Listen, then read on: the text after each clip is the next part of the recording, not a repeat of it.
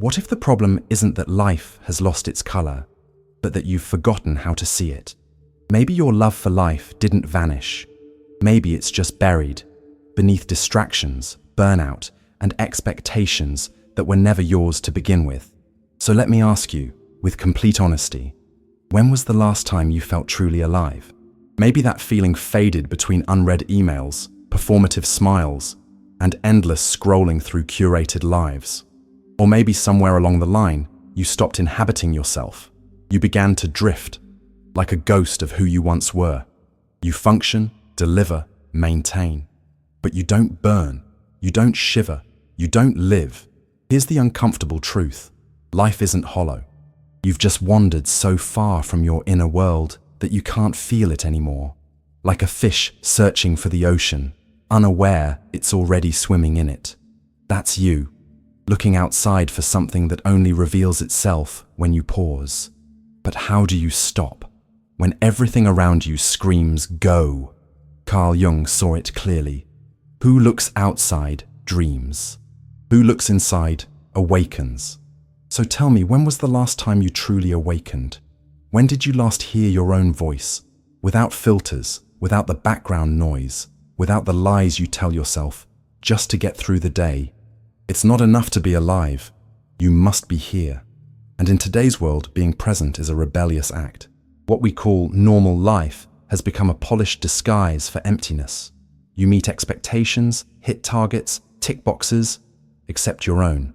And that quiet betrayal drains your fire, your creativity, your awe. You become an expert at survival, but a beginner at feeling. And that's the deepest wound of all, the disconnection from your own inner flame. Let's not sugarcoat it. You don't hate life. You hate the disconnected, numbed-out autopilot version you've been taught to accept. But you can return. You can wake up. You can reclaim your gaze. Love for life isn't something you achieve. It's something you remember. It's waiting inside you, in the part of your soul that still knows how it feels to be whole, even in the middle of the chaos. You've been living with an idea that sounds logical, but slowly drains your soul. Once I get my life together, then I'll finally enjoy it.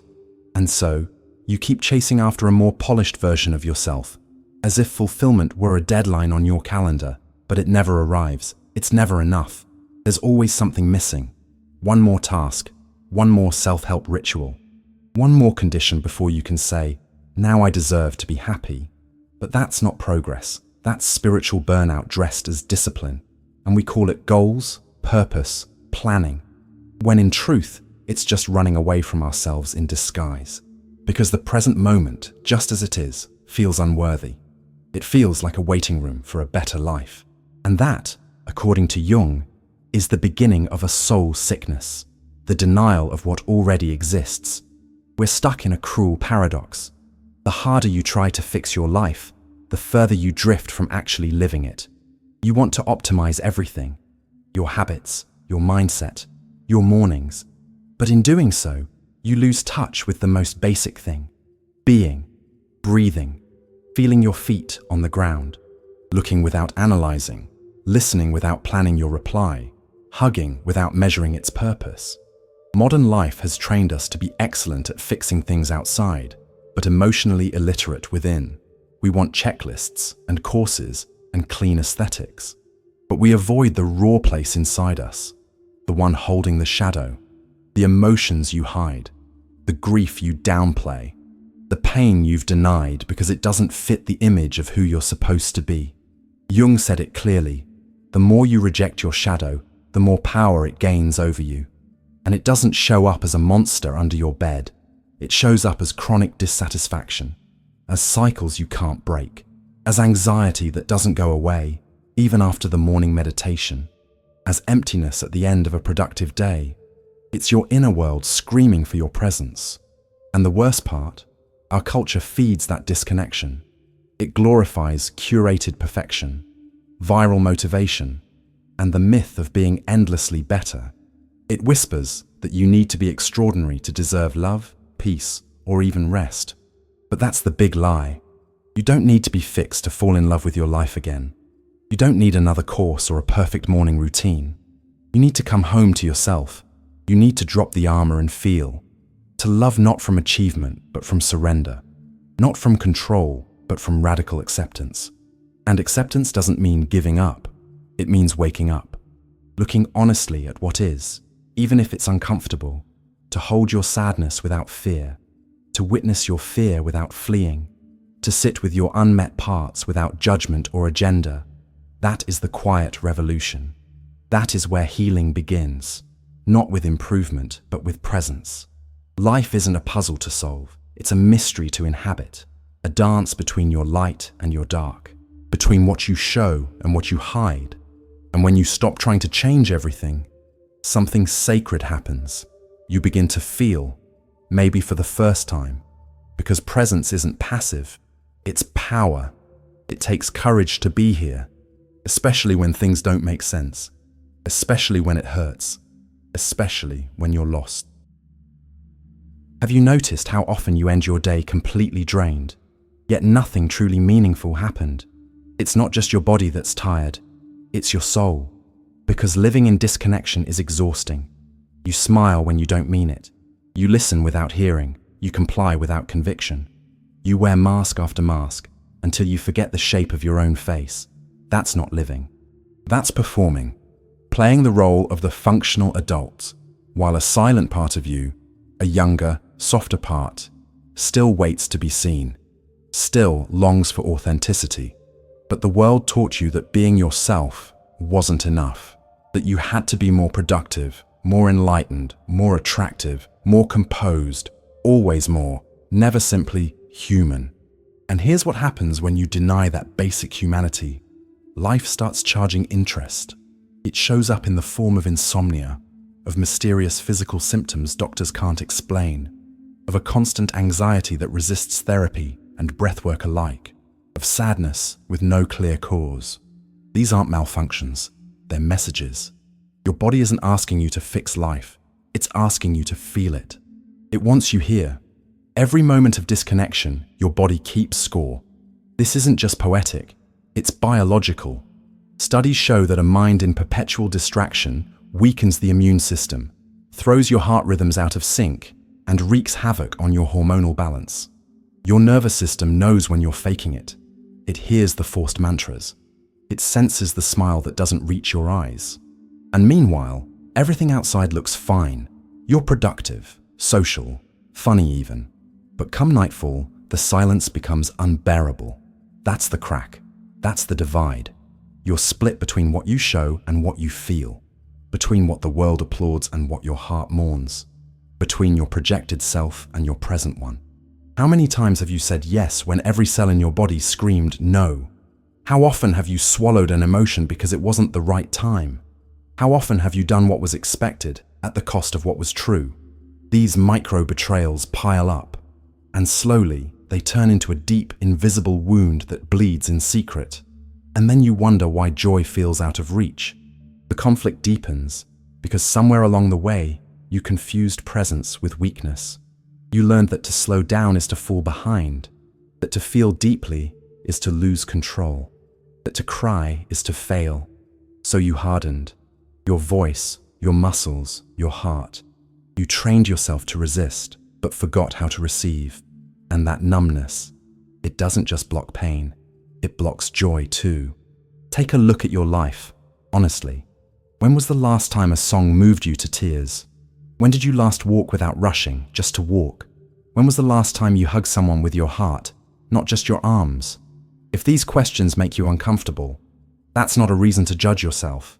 It's an invitation to return, to reconnect, because it's not too late. Because if you're hearing this, a part of you is already waking up.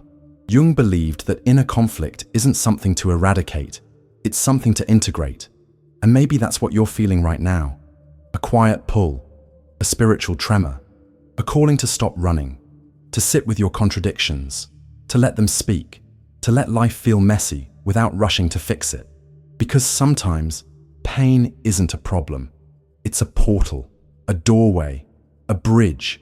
And when you cross that bridge, not with force, but with presence, everything changes. Life stops being a checklist. It becomes an encounter, a a sacred space, a place where you can finally come home to yourself. Carl Jung didn't teach us how to fix life. He taught us how to relate to it differently. His invitation wasn't to conquer the outside world, it was to reconcile with our inner one. Because the real struggle isn't out there in what happens. It's within, in how we perceive what happens. And when perception becomes fragmented, so do we.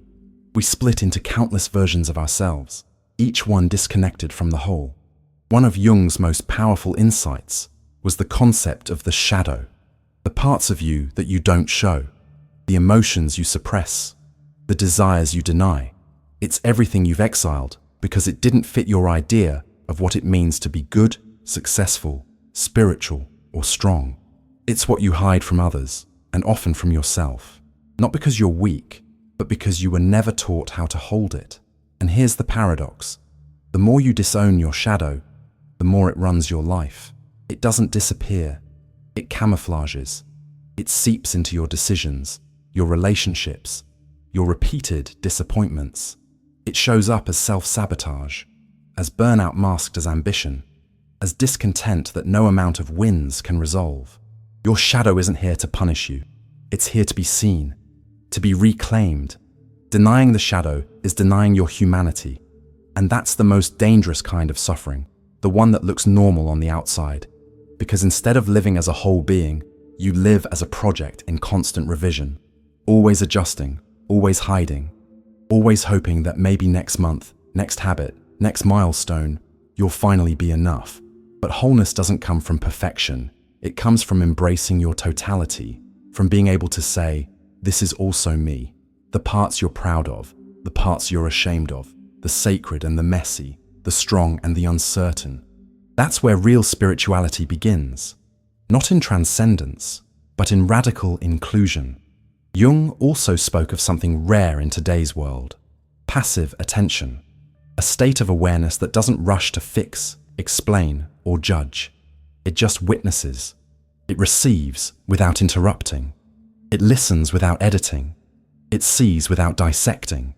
This kind of attention is revolutionary, because when you stop interfering with your experience, the soul begins to speak. This resonates deeply with ancient wisdom. Taoism says, the sage does not act, yet all is done. Buddhism calls it non-doing, a surrender to the present. Christian mystics spoke of the silence of the soul as the threshold to the divine. Jung echoed this same truth in psychological language. Real transformation doesn't come from effort. It comes from allowance, from letting the psyche unfold, like a seed in fertile soil. Think of your mind like a lake. When it's agitated, it reflects nothing. But when it stills, it mirrors the sky. You don't need to force clarity. You just need to stop stirring the water. That, today, is a radical act, because everything around you screams, do more, achieve more, upgrade everything. But your deeper wisdom whispers, pause, breathe, watch. Another concept Jung offered was the transcendent function, the psyche's innate ability to unite opposites, to find harmony in tension, meaning in paradox. But that function doesn't activate through force. It awakens through trust, through presence, like fire that transforms not by burning down, but by alchemizing, like a forest that regenerates not by command, but by rhythm. And then there's synchronicity, the mysterious dance between inner alignment and external events. Jung observed that when we reconnect with our true nature, life starts responding, not with fairy tales, but with echoes. The right person shows up. The missing idea arrives. The next path opens, not because you pushed, but because you flowed. You stopped resisting the current of life. The universe doesn't reward or punish. It reflects. If you're at war inside, you'll see conflict everywhere. If you make peace within, clarity returns. That's not magical thinking. It's a shift in perception. A new way of seeing with eyes that are no longer frantic for control. True spirituality isn't about escaping the world. It's about entering it with eyes open and heart present. It's not about rejecting what's human. It's about honoring it until it becomes sacred. That's what Jung dared to teach. That in every wound lives a seed of wisdom. in every shadow, a hidden light. In every personal storm, the beginning of a new dawn. Imagine this. One day, without a plan or warning, you stop running. You stop trying to improve your life. And for the first time in a long time, you simply look at it as it is, unfiltered, no emotional makeup, just you, face to face with the raw reality of your existence. At first, it's terrifying, because when there's no chase, the silence gets louder. But then something else appears, something deeper, the quiet fire of what's real. That fire doesn't burn to destroy, it burns to purify.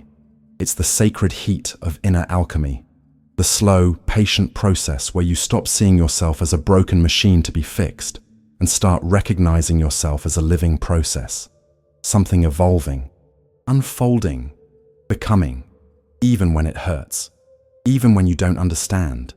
Life doesn't want to be mastered, it wants to be felt, and that shift changes everything.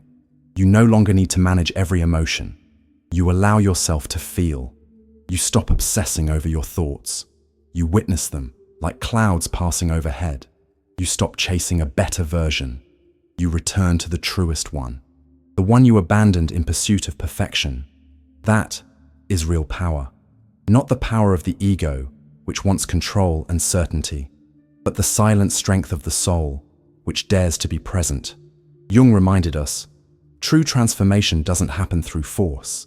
It happens through integration, through the radical act of holding your shadow with tenderness, of no longer hiding the parts of you that once felt too much, of listening to your wounds, not as weaknesses, but as wisdom waiting to be heard. Do you know what the most revolutionary act of self-love is? Sitting with yourself, without trying to change anything. Being with yourself as you would be with someone you love deeply, gently, honestly, fully. Listening to your anxiety like it's a confused friend. Letting your sadness be sadness without rushing it away. Holding space for your anger, not to feed it, but to understand it. Giving yourself permission to exist. That is the return. Not to a perfect life, but to a real one.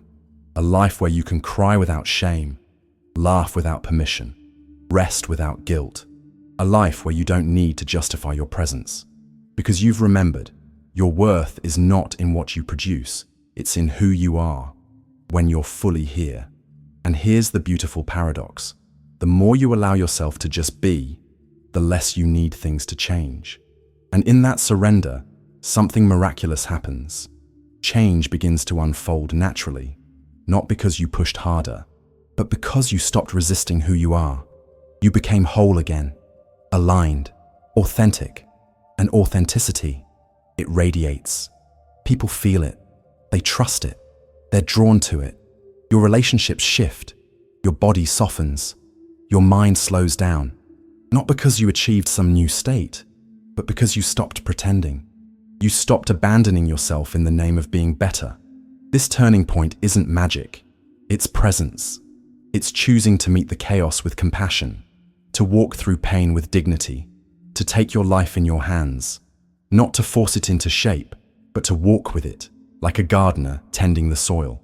You don't yell at flowers to grow. You water them, you protect them, you wait. Maybe that's the new form of loving life, not the constant chase for peaks, but a quiet intimacy with what is. The taste of a true conversation, the sacredness of creating something with heart, the pause before reacting, the deep breath that reminds you, I'm alive. The moment you stop fighting and finally begin to inhabit yourself, because love for life doesn't come when everything makes sense. It comes when you make sense to yourself, when you no longer need to escape or mask or edit who you are, when you give yourself full permission to be all of it and still choose to stay, to breathe, to feel, to live. Now that you've made it this far, I have a question, and it's not philosophical. It's personal. Are you willing to stop running from your life and begin living it as it is? Because you can keep chasing answers, filling every silence with noise, changing skins without ever touching your core. Or you can stay, breathe, feel, reconnect. The truth is, you don't need more content. Not another book or podcast or step-by-step guide. What you need is already inside. It's just been buried under fear, overthinking, and other people's expectations. But today, maybe for the first time in a long time, a part of you woke up. Maybe quietly, maybe trembling, but you heard it. And now, there's a choice. Not for tomorrow, not next week, but for right now. Will you live from your center? Will you face your shadow, walk with your wound, and inhabit your present with dignity and tenderness? Will you stop trying to fix your life and start feeling it? If something inside you whispered yes, then write it down. Not for me, for you, for the part of you that needs to remember this moment. Type it in the comments like a ritual of return. The life I seek is already here. Say it. Mark this instant as the threshold, the moment you stopped drifting and started awakening. And if you know someone who needs this message, share it. Not for the algorithm, for love. Because every soul that remembers its worth becomes one more light in a sleeping world. And if this touched you, subscribe, not to a channel, but to yourself, to your path, to your truth. Thank you for staying this long. Thank you for feeling. I'll meet you again in the next awakening.